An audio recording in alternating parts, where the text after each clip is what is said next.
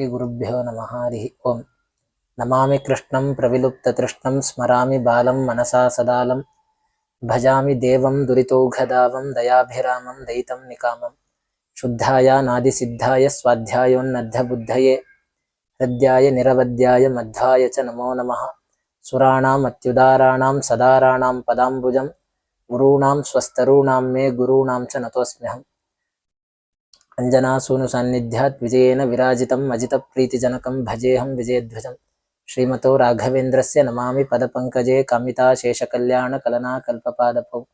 ಅನವದ್ಯಾತ್ಮಚಾರಿತ್ರ್ಯಂ ವಾದಿಖದ್ಯೋತ ಭಾಸ್ಕರಂ ವಿದ್ಯಾಮಾನ್ಯ ಗುರುಂ ವಂದೇ ವಿದ್ಯಾವಿದ್ಯೋತ ಭಾಸ್ವರಂ. ತಪಸ್ವಾಧ್ಯಾಯ ಶುಶ್ರೂಷಾ ಕೃಷ್ಣಪೂಜಾರತಂ ಮುನಿಂ ವಿಶ್ವೇಶಮಿಷ್ಟದಂ ವಂದೇ ಪರಿವ್ರಾಟ್ ಚಕ್ರವರ್ತಿನಂ. ಶ್ರೀ ಗುರುಭ್ಯೋ ನಮಃ. ಇವತ್ತು ಜಗದ್ಗುರುಗಳಾದ ಶ್ರೀ ಮಧ್ವಾಚಾರ್ಯರು ಅದೃಶ್ಯರಾದಂತಹ ಒಂದು ಪರಮ ಪಾವನವಾದಂತಹ ದಿನ. ಈ ದಿನದಲ್ಲಿ ನಾವು ಆಚಾರ್ಯರ ಬಗ್ಗೆ ಒಂದು ಪ್ರಾಚೀನ ಸ್ತೋತ್ರ, ಶ್ರೀ ಪೂರ್ಣಬೋಧ ಸ್ತೋತ್ರ ಅಂತ ಅದರ ಚಿಂತನೆಯನ್ನ ಯಥಾಮತಿ ಮಾಡೋಣ. ಶ್ರೀ ಮಧ್ವಾಚಾರ್ಯರನ್ನ ನೋಡುವ ಭಾಗ್ಯ ನಮಗೆ ಸಿಗಲಿಲ್ಲ, ಆದ್ರಿಂದ ನಮ್ಗೆ ಅವ್ರು ಹೇಗಿದ್ರು ಅಂತ ಕಲ್ಪನೆ ಬರೋದಿಲ್ಲ. ಆದರೆ ಅವರನ್ನು ನೋಡುವ ಭಾಗ್ಯ ಪಡೆದಂತಹ ಒಬ್ಬರು ಜ್ಞಾನಿಗಳು ಈ ಸ್ತೋತ್ರವನ್ನ ಮಾಡಿದ್ದಾರೆ. ಇದನ್ನ ತ್ರಿವಿಕ್ರಮ ಪಂಡಿತಾಚಾರ್ಯ ಮಾಡಿದ್ದಾರೆ ಅಂತಲೂ ಕೆಲವರು ಹೇಳ್ತಾರೆ. ಆದರೆ ಇದಕ್ಕೆ ವ್ಯಾಖ್ಯಾನ ಮಾಡಿದಂತಹ ಶ್ರೀ ವಿಶ್ವಪತಿ ತೀರ್ಥರು ತಮ್ಮ ವ್ಯಾಖ್ಯಾನದಲ್ಲಿ ಕೇವಲ ಕವಿವರ್ಯ ಅಂತ ಅಷ್ಟೇ ಹೇಳ್ತಾರೆ.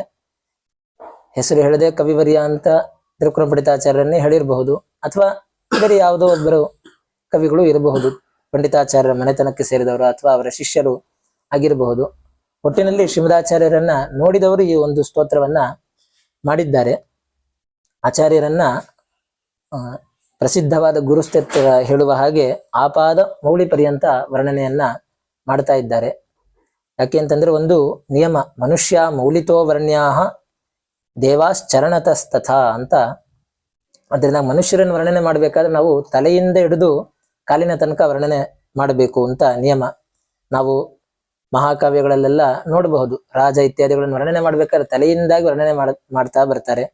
ಅದ್ರ ದೇವತೆಗಳನ್ನ ಮಾಡಬೇಕಾದ್ರೆ, ಗುರುಗಳನ್ನ ವರ್ಣನೆ ಮಾಡಬೇಕಾದ್ರೆ ನಾವು ಕಾಲಿನಿಂದಾಗಿ ವರ್ಣನೆ ಮಾಡಬೇಕು.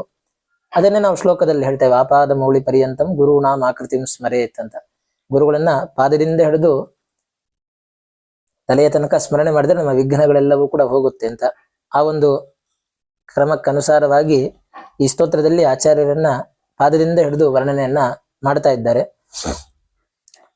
ಮೊದಲನೇ ಶ್ಲೋಕ ಹೀಗಿದೆ: ನಳಿನ ಸೌಂದರ್ಯ ಜಿಷ್ಣುಂ ಪದಾಭ್ಯಾಂ ಲಲಿತ ರೂಪಾಂಗುಲಿ ಮಂಗಲಾಭ್ಯಾಂ ದಲಿತ ನೂತ್ನೇಂದು ಮಾನಂ ನಖಾಲ್ಯ ದಲಿತ ಶೋಣೋಪಲಾಳೀಕನಾಲ್ಯ.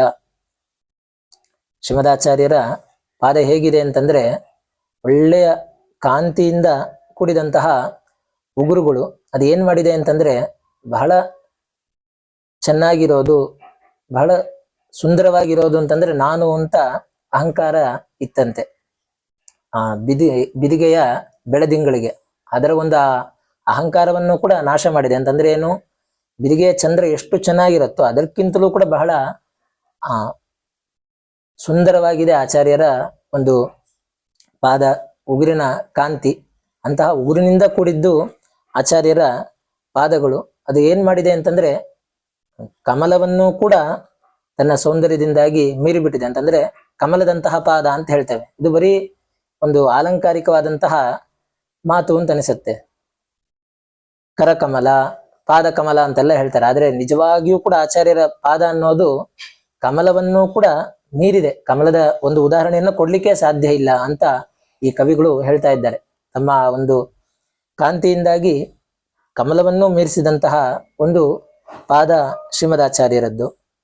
ಮತ್ತೆ ಎರಡನೇ ಶ್ಲೋಕ: ಅಹಿವಿಹಂಗೇಶ ಭೂತೇಶ ಪೂರ್ವೈಹಿ ಅಹಮಹಂ ಪೂರ್ವಮಿತ್ಯಾಪ್ತ ಚಿತ್ತೈಹಿ ಮುಹುರಹೋ ಮಾಂಸನೇತ್ರೈರದೃಷ್ಟೈಹಿ ಇಹ ಸಮಾಜುಷ್ಟ ಜಂಘಾಂಘ್ರಿರೇಣುಂ.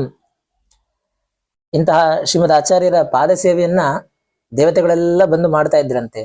ಗರುಡ, ಶೇಷ, ರುದ್ರಾದಿ ದೇವತೆಗಳು ಒಬ್ಬರಾದ್ಮೇಲೆ ಒಬ್ರು ಮಾಡೋದಿಲ್ಲ.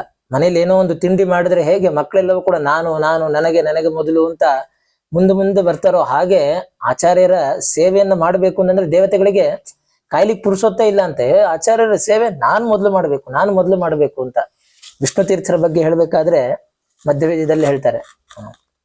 ವಿಷ್ಣು ತೀರ್ಥರಲ್ಲಿ ಏನೊಂದು ಚಿಂತನೆ ಭಾವನೆ ಇತ್ತು ಅಂತಂದ್ರೆ, ನಾನು ದೊಡ್ಡ ತಪಸ್ವಿ ಆಗಬೇಕು, ದೊಡ್ಡ ಜ್ಞಾನಿ ಆಗಬೇಕು, ದೊಡ್ಡ ಪವಾಡ ಪುರುಷ ಆಗಬೇಕು, ಇದೆಲ್ಲ ಅವರಿಗೆ ತಲೆಯಲ್ಲಿ ಇರ್ಲಿಲ್ಲ ಅಂತೆ. ನಾನು ಮಧ್ವಾಚಾರ್ಯರ ಶಿಷ್ಯರಲ್ಲಿ ಮೊದಲನೇವನು ಅಂತ ಅನಿಸ್ಬೇಕು ಅನ್ನೋಂಥ ಒಂದು ಆಸೆ ಅವರಿಗೆ ಉತ್ಕಟವಾಗಿತ್ತಂತೆ. ಅದರಿಂದಾಗಿ ಅವರು ಹಾಗೇನೆ ಆದ್ರು. ಆಚಾರ್ಯರ ಶಿಷ್ಯರಲ್ಲಿ ನಾವು ಮೊದಲು ಅಂತ ಹೇಳ್ಬೇಕಾದ್ರೆ ವಿಷ್ಣು ತೀರ್ಥ, ಪದ್ಮನಾಭ ತೀರ್ಥರು ಅಂತ ಹೇಳ್ತೇವೆ. ಅಂತಹ ಒಂದು ಆಸೆ ಆಚಾರ್ಯನ ನೋಡಿದವರಿಗೆ ಬರುತ್ತೆ. ಹಾಗೆ ದೇವತೆಗಳೆಲ್ಲರೂ ಕೂಡ ನಾನು ನೀನು ಅಂತ ಮುಂದೆ ಮುಂದೆ ಬಂದು ಆಚಾರ್ಯರನ್ನ ಪಾದ ಸೇವೆಯನ್ನ ಮಾಡ್ತಾ ಇದ್ದಾರಂತೆ. ಅದು ಕೂಡ ಹೇಗೆ ಅಂತಂದ್ರೆ, ಯಾರಿಗೂ ಕೂಡ ಮಾಂಸ ನೇತ್ರೈಹಿ ಅದೃಷ್ಟೈ. ಮಾಂಸ ನೇತ್ರ ಆದಂತಂದ್ರೆ ಏನು, ಭೌತಿಕವಾದ ಶರೀರ ಇರುವ ನಮಗೆ ಅದು ಕಾಣಿಸೋದಿಲ್ಲ. ಅದು ಆ ಕಾಲದಲ್ಲೇ ಕಾಣಿಸೋದಿಲ್ಲ, ಈಗಂತೂ ಸಾಧ್ಯವೇ ಇಲ್ಲ. ದೇವತೆಗಳೆಲ್ಲರೂ ನಮಗೆ ಮನುಷ್ಯರಿಗೆ ಯಾರಿಗೂ ಕಾಣಿಸೋದಿಲ್ಲ. ಆದ್ರೆ ಆಚಾರ್ಯರ ಸುತ್ತಮುತ್ತಲು ದೇವತೆಗಳೆಲ್ಲರೂ ಕೂಡ ಅದೃಶ್ಯರಾಗಿ ಬಂದು ನಾ ಮುಂದೆ ತಾ ಮುಂದೆ ಅಂತ ಹೇಳಿ ಆಚಾರ್ಯರ ಪಾದ ಸೇವೆಯನ್ನ ಮಾಡಿ ಅವರ ಪಾದ ಧೂಳನ್ನ ಹಾಕೊಳ್ತಾ ಇದ್ದಾರೆ. ಪಾದ ಸೇವೆ ಮಾಡೋದು ಅಂತಂದ್ರೆ ಆಶ್ವಲಾಯನ ಸೂತ್ರ ಹೇಳ್ತಾ ಇದೆ, ನಾವು ನಮಸ್ಕಾರ ಮಾಡ್ಬೇಕಾದ್ರೆ ಹೇಗ್ ಮಾಡ್ಬೇಕು ಅಂತಂದ್ರೆ, ಜಾನುಮಾರಭ್ಯ ಪಾದಾಂತಂ ಆಲಭ್ಯ ಪದಯೋರ್ ನಮೇತ್ ಅಂತ ಪ್ರಮಾಣ. ದೊಡ್ಡವರಿಗೆ ನಮಸ್ಕಾರ ಮಾಡ್ಬೇಕಾದ್ರೆ ಮೊಣಕಾಲಿನಿಂದ ಹಿಡಿದು ಪಾದದ ತನಕ ನಿಧಾನಕ್ಕೆ ಒತ್ತಿ ಆಮೇಲೆ ಕಾಲನ್ನು ಮುಟ್ಟಿ ನಮಸ್ಕಾರ ಮಾಡಬೇಕು ಅಂತ ಪ್ರಮಾಣ. ಇಂದಿಗೂ ಕೂಡ ನಾವು ಉತ್ತರ ಭಾರತದಲ್ಲಿ ನೋಡ್ಬೋದು, ಯಾರೇ ದೊಡ್ಡವರು ಸಿಕ್ಕಿದ್ರು ಕೂಡ ಮೊದಲವರು ಅವರೆರಡು ಕೈಯಿಂದಾಗಿ ಮೊಣಕಾಲನ್ನ ಮುಟ್ಟುತ್ತಾರೆ, ಅದು ಅಲ್ಲಿಗೆ ನಿಲ್ಲಿಸ್ತಾರೆ. ಅದು ಮುಂದೆ ಒರೆಸಿದ್ರೆ ಪೂರ್ಣ ಧರ್ಮಶಾಸ್ತ್ರವನ್ನ ಆಚರಣೆ ಮಾಡಿದಾಗ ಆಗುತ್ತೆ. ಕೆಲವರು ಅದನ್ನು ಮಾಡ್ತಾರೆ, ಈಗ ಸ್ವಲ್ಪ ಮಾಡಿ ಆಮೇಲೆ ನಮಸ್ಕಾರವನ್ನು ಮಾಡ್ತಾರೆ. ಇದು ಒಂದು ಧರ್ಮಶಾಸ್ತ್ರದ ನಿಯಮ. ದೊಡ್ಡವರಿಗೆ ನಮಸ್ಕಾರ ಮಾಡ್ಬೇಕಾದ್ರೆ ಇದನ್ನ ದೇವತೆಗಳೆಲ್ಲ ಮಾಡಿ ಆಚಾರ್ಯರ ಪಾದ ಧೂಳಿಯನ್ನ ತಮ್ಮ ತಲೆಯ ಮೇಲೆ ಹಾಕೊಳ್ತಾ ಇದ್ದಾರಂತೆ. ಸರ್ವಜ್ಞ ಅಂತಹ ಆಚಾರ್ಯರಲ್ಲಿ ಭಕ್ತಿಯನ್ನ ಎಲ್ಲ ದೇವತೆಗಳು ಕೂಡ ತೋರಿಸ್ತಾ ಇದ್ದಾರೆ. ಮುಂದೆ 3ನೇ ಶ್ಲೋಕದಲ್ಲಿ ಆಚಾರ್ಯರ ವಸ್ತ್ರವನ್ನ ವರ್ಣನೆ ಮಾಡ್ತಾ ಇದ್ದಾರೆ. ಕನಯಮಾನಂ ದಧಾನಂ ಪ್ರಕಾಶೈಹಿ ಕನಕ ಕೌಶೇಯಮಾಶಾವಕಾಶಂ ಜನಮನೋ ಹಾರಿವೃತ್ತೋರು ಕಾಂತ್ಯ ಜನಿತ ಸಂಪರ್ಕ ಸಂಪದ್ವಿಶೇಷಂ. ಆಚಾರ್ಯರು ಒಳ್ಳೆಯ ಲಕ್ಷಣ ಇರುವಂತಹ ದೇಹ ಅವರದ್ದು. ಹೇಗೆ ಒಂದು ಶರೀರ ಇರಬೇಕೋ ಅಂತಹ ಒಂದು ಶರೀರ ಆಚಾರ್ಯರದ್ದಾಗಿತ್ತು. ಅಂತಹ ಅವರ ಆ ಶರೀರದಲ್ಲಿ ಒಂದು ಭಾಗ ತೊಡೆ. ಆ ತೊಡೆ ನೋಡಿದ್ರೇನೆ ಜನಗಳಿಗೆಲ್ಲ ಇದು ಒಳ್ಳೆ ಲಕ್ಷಣವಾದ ತೊಡೆ ಅಂತ ಅನಿಸ್ಬೇಕು. ಅಂತ ತೊಡೆಯಲ್ಲಿ ಅವರು ಬಂಗಾರದ ಬಟ್ಟೆಯನ್ನು ಹಾಕೊಂಡಿದ್ದಾರಂತೆ. ಓ, ಈ ಬಂಗಾರದ ಬಟ್ಟೆಯಿಂದ ಅವ್ರ ತೊಡೆ ಚೆನ್ನಾಗಿ ಕಾಣಿಸ್ತಾ ಇದೆಯಾ ಅಂತಂದ್ರೆ ಇಲ್ಲ. ಕವಿಗಳು ಹೇಳ್ತಾರೆ, ಆಚಾರ್ಯರ ತೊಡೆಗಿದು ಬಂದಿದ್ರಿಂದಾಗಿ ಬಟ್ಟೆ ಚೆನ್ನಾಗಿ ಕಾಣಿಸ್ತಾ ಇದೆ ಅಂತ.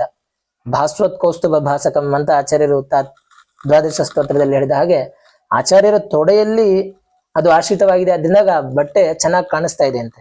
ಅಂತಹ ಆ ಬಂಗಾರದ ಬಣ್ಣದ ಬಟ್ಟೆಯಿಂದಾಗಿ ಆಚಾರ್ಯರು ಏನ್ ಮಾಡ್ತಾ ಇದ್ದಾರೆ ಅಂತಂದ್ರೆ ದಿಕ್ಕೆಲ್ಲ ಒಳ್ಳೆ ಬೆಳಗುವ ಹಾಗೆ ಮಾಡ್ತಾ ಇದ್ದಾರೆ ತಮ್ಮ ಆ ಕಾಂತಿಯಿಂದಾಗಿ. ಇಂತಹ ಆಚಾರ್ಯರ ತೊಡೆ ಆಗಿತ್ತು ಅಂತ ಹೇಳಿ ಮುಂದೆ 4ನೇ ಶ್ಲೋಕದಲ್ಲಿ ಮತ್ತೆ ಆಚಾರ್ಯರನ್ನ ವರ್ಣನೆ ಮಾಡ್ತಾ ಇದ್ದಾರೆ. ಪರದುರಾರೋಹಮಾರೋಹಯೇದ್ಯಂ ಪುರುಷಕಾಂಡ ಪ್ರಕಾಂಡೋ ನಿಜಾಂಕಂ ನಿರವಧಿ ಸ್ನೇಹ ಸಂದೋಹಮಂದ ಸ್ಫುರಿತಃ ಸಾವಲೋಕೇನ ಸಾಕಂ. ಇಂಥ ಆಚಾರ್ಯರು ಎಲ್ಲಿರ್ತಾರೆ ಅಂತಂದ್ರೆ ದೇವರ ತೊಡೆಯ ಮೇಲೆ ಕೂತಿರ್ತಾರಂತೆ. ದೇವರ ತೊಡೆಯಲ್ಲಿ ಎಡಭಾಗ ಅನ್ನೋದು ಲಕ್ಷ್ಮೀ ದೇವಿಗೆ ಮೀಸಲು. ಭಾರ್ಯಾ ಭಾಗೋ ವಾಮ ಇತಿ ಪ್ರಸಿದ್ಧ ಅಂತ ಆಚಾರ್ಯ ತಾತ್ಪರ್ಯ ನಿರ್ಣಯದಲ್ಲಿ ಹೇಳಿದ ಹಾಗೆ ಎಡಭಾಗ ಲಕ್ಷ್ಮೀ ದೇವಿಗೆ ಮೀಸಲು. ಬಲಭಾಗ ಇದರಲ್ಲಿ ಪ್ರಾಣದೇವರನ್ನ ದೇವರು ಕೂಡಿಸ್ಕೊಂಡಿದ್ದಾರೆ. ಏನು ಬೇರೆ ಯಾರು ಬೇಕಾದ್ರೂ ಕೂಡ್ಬೋದಲ್ಲ, ಏನು ಖಾಲಿ ಇದ್ರೆ ನಾವು ಸೈಟ್ ತಗೊಂಡ ಹಾಗೆ ಯಾರೋ ಬಂದು ದೇವರ ತೊಡೆಯಲ್ಲಿ ಕೂಡ್ಲಿಕ್ಕೆ ಸಾಧ್ಯ ಇಲ್ಲ. ಪರ ದುರಾರೋಹ, ಲಕ್ಷ್ಮಿಯನ್ನ ಬಿಟ್ಟು ಬೇರೆ ಯಾರು ಅದರಲ್ಲಿ ಕೂಡ್ಲಿಕ್ಕೆ ಸಾಧ್ಯ ಇಲ್ಲ. ಮತ್ತೆ ಪ್ರಾಣದೇವರಿಗಿಂತ ಕೆಳಗಿನವರು ಅದರಲ್ಲಿ ಕೂಡುವ ಯೋಗ್ಯತೆಯೂ ಇಲ್ಲ, ಅವ್ರಿಗೆ ದೇವರು ಕೂಡಿಸ್ಕೊಳ್ಳೋದು ಇಲ್ಲ ಅಂತ. ಯಾರಿಗೂ ಹತ್ತಲಿಕ್ಕೆ ಸಾಧ್ಯ ಇಲ್ಲದೆ ಇರುವಂತಹ, ತಾನು ಕೂಡಿಸ್ಕೊಳ್ಳದೆ ಇರುವಂತಹ ತನ್ನ ತೊಡೆಯಲ್ಲಿ ದೇವರು ಆ ಪ್ರಾಣದೇವರನ್ನ ಕೂಡಿಸ್ಕೊಂಡಿದ್ದಾನೆ. ಕೂಡಿಸ್ಕೊಂಡು ಏನ್ ಮಾಡ್ತಾ ಇದ್ದಾನೆ ಅಂತಂದ್ರೆ ಅವ್ರ ಮೇಲಿನ ನಿರ್ವ್ಯಾಜವಾದ ಪ್ರೀತಿಯಿಂದಾಗಿ ಅವರನ್ನ ನೋಡ್ತಾ ಇದ್ದಾನಂತೆ.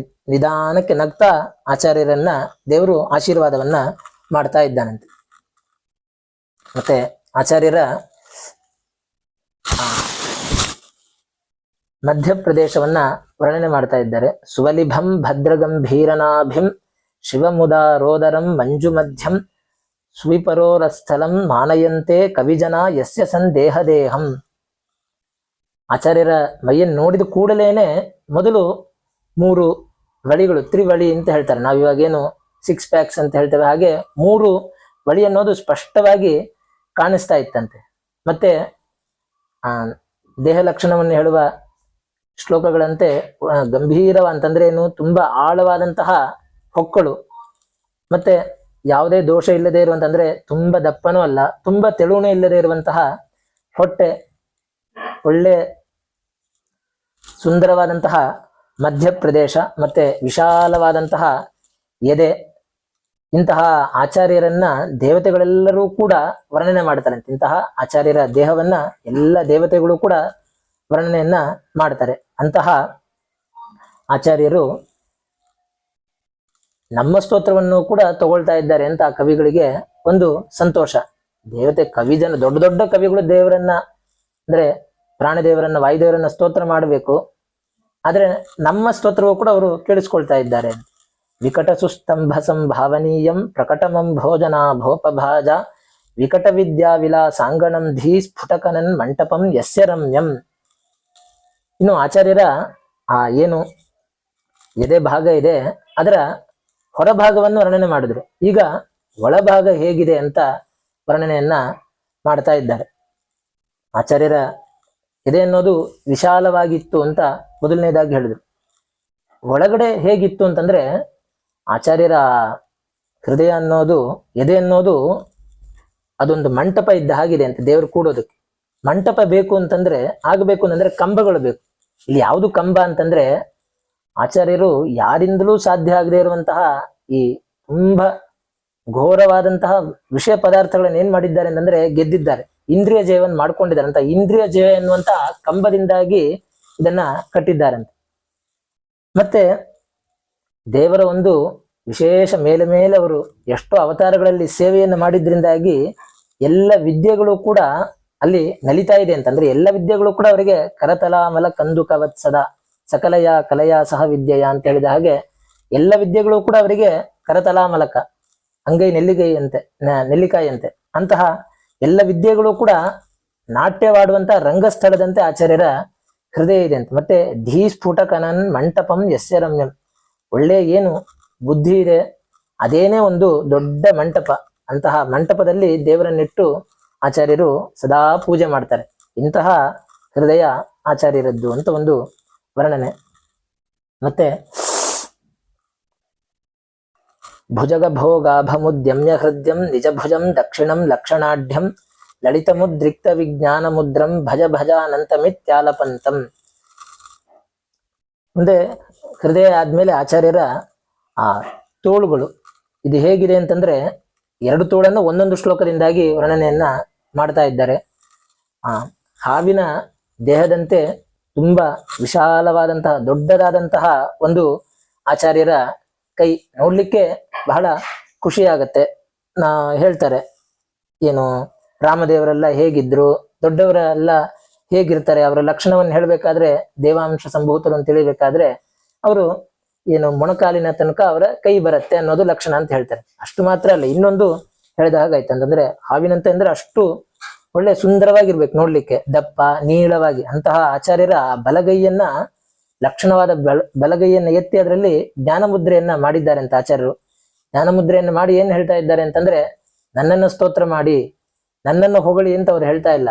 ನೀವೆಲ್ಲ ಇಂತಹ ಕಲಿಕಾಲದಲ್ಲಿ ಇದ್ದೀರಿ, ನಿಮಗೆ ಒಳ್ಳೇದಾಗಬೇಕು, ನೀವು ಅಂತವೇ ಇಲ್ಲದೆ ಇರುವಂತಹ ಸುಖವನ್ನು ಹೊಂದಬೇಕು ಅಂತಂದ್ರೆ ಅನಂತನನ್ನ ಸ್ತೋತ್ರ ಮಾಡ್ಬೇಕು. ಅದನ್ನ ಅವನನ್ನ ನೀವು ಏನ್ ಮಾಡಿ ಅಂತಂದ್ರೆ ಭಜನೆ ಮಾಡಿ. ಭಜ ಭಜ ಅನಂತಂ, ಒಮ್ಮೆ ಅಲ್ಲ 2 ಸಲ 3 ಸಲ ಅಂದ್ರೆ ಮೇಲೆ ಮೇಲೆ ಹೇಳ್ತಾ ಇದ್ದಾರೆ ಅವ್ರ ಗ್ರಂಥಗಳೆಲ್ಲ. ಅವರು ಇಲ್ಲಿ ಛಂದಸ್ ಕೂಡಿಸೋದಕ್ಕೋಸ್ಕರ 2 ಸಲ ಹೇಳಿದ್ದಾರೆ ಹೊರತು ಆಚಾರ್ಯ 2 ಸಲ ಹೇಳಿದ್ದಲ್ಲ. ಅವ್ರ ಗ್ರಂಥಗಳಲ್ಲಿ ಮೇಲೆ ಮಂಗಳಾಚರಣೆಯಿಂದ ಹಿಡಿದು ಕಡೆಯ ತನಕ ಅವ್ರ ಮೇಲೆ ಮೇಲೆ ಹೇಳೋದು ದೇವರ ಸ್ಮರಣೆಯನ್ನ ಮಾಡಿ ಅಂತ ಆ ಸಾಧಕರ ಮೇಲಿನ ಒಂದು ಕೃಪೆಯಿಂದಾಗಿ ಹೀಗೆ ಅನಂತನನ್ನ ಯಾವಾಗ್ಲೂ ಕೂಡ ಭಜನೆ ಸ್ತೋತ್ರ ಮಾಡಿ ಅಂತ ಜ್ಞಾನ ಮುದ್ರೆಯಿಂದಾಗಿ ಬಲಗೈಯಲ್ಲಿ ತಿಳಿಸ್ತಾ ಇದ್ದಾರೆ.